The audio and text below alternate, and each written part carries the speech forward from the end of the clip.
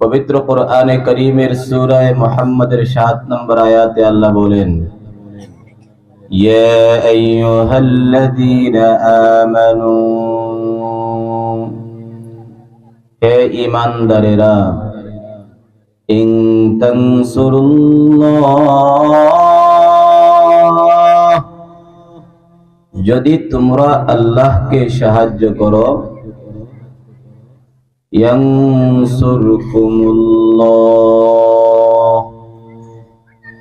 আল্লাহ তোমাদেরকে সাহায্য করবেন।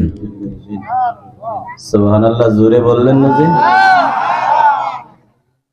আল্লাহ বলেন, হে ঈমানদারেরা, তোমরা যদি আল্লাহকে সাহায্য করো, আল্লাহ তোমাদেরকে সাহায্য করবেন। এখন কথা হলো, আমাদের সাহায্যটা দুর্বল, আল্লাহর সাহায্যটা হলো সবল। আমরা যেমন দুর্বল, আমাদের সাহায্যটাও দুর্বল। আল্লাহ যেমন সবল, তার সাহায্যটাও সবল। সন্দেহ আছে নাকি আপনাদের? সবাই কি আমার কথা ভালো করে শুনতেছেন? আল্লাহ তাআলা ওয়াদা করলেন, বান্দা তোমরা আমাকে সাহায্য করবে, আমি তোমাদেরকে সাহায্য করব। এখন আমাদের সাহায্যটা হলো দুর্বল, কেননা আমরা হলাম দুর্বল। আল্লাহর সাহায্যটা সবল, যেহেতু আল্লাহ হলেন সবল। সুবহানাল্লাহ বলেন। এখন আমাদের সাহায্যটা কি আর আল্লাহর সাহায্যটা কি? তাফসীরে কুরতুবীর ভিতরে লেখেন, ইয়া আইয়ুহাল্লাযীনা আমানু, হে ঈমানদারেরা, ইন তানসুরুল্লাহ, আই ইন তানসুরু দীনাল্লাহ,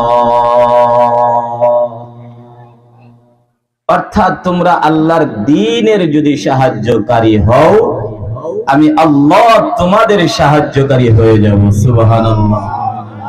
২ নাম্বার ব্যাখ্যা তাফসীরে কুরতুবীর ভিতরে লেখেন, আই ইন তানসুরু নাবিয়াল্লাহ,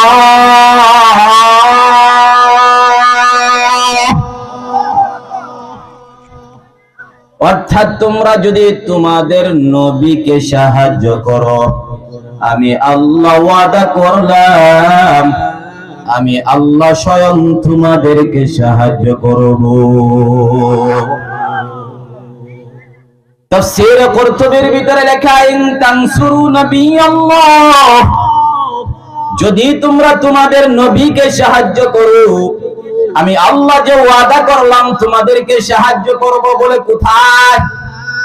১ নাম্বার আল্লাহ তাআলার কথার তাফসীর করতে গিয়ে আল্লামা ইমামে কুরতুবী রাহমাতুল্লাহ আলাইহি বলেন, ইনদাল কিতাল, ১ নাম্বার আল্লাহ বেঈমান কাফেরদের মোকাবেলায় যখন জিহাদের ময়দানে যাবে, আমি আল্লাহ বেঈমানদের উপরে তোমাদেরকে বিজয় দান করব।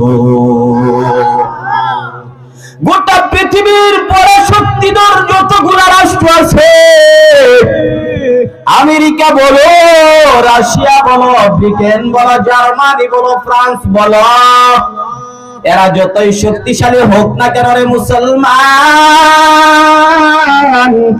তোমরা যদি তোমাদের নবীকে সাহায্য করো, আমি আল্লাহ ওয়াদা করলাম ওই বেঈমান কাফেরদের বিরুদ্ধে তোমাদেরকে সাহায্য করব।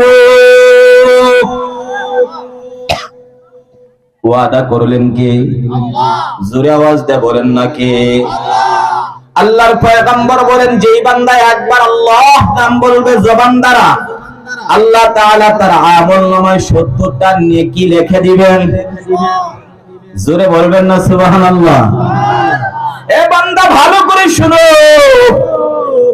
আজকে এই মাহফিলে আসার কারণে আমাদের জবান দ্বারা আল্লাহ বের হয়, মাহফিলে আসার কারণে সুবহানাল্লাহ জবান দ্বারা বের হয়, কিন্তু মাহফিল থেকে যাওয়ার পর জবান দ্বারা আল্লাহ নামের জিকির হয় না, সুবহানাল্লাহ নামের জিকির হয় না।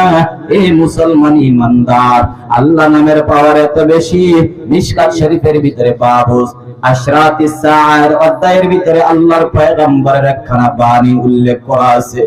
পয়গম্বর বলেন, লা তাকুমুস সাআহ হাত্তা লা ইউকালা ফিল আরদি আল্লাহ আল্লাহ।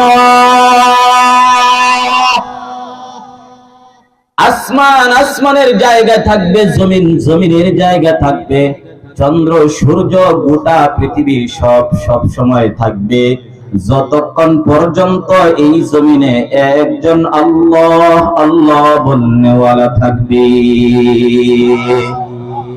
এরে মুসলমান ইমানদার, সুবহানাল্লাহ যে বললেন, সুবহানাল্লাহর দ্বারা লাভটা কি? পয়গম্বর বলেন, মান ক্বালা সুবহানাল্লাহি ওয়া বিহামদিহি ওয়ারিসাত লাহু নাখলাতুন ফিল জান্নাহ।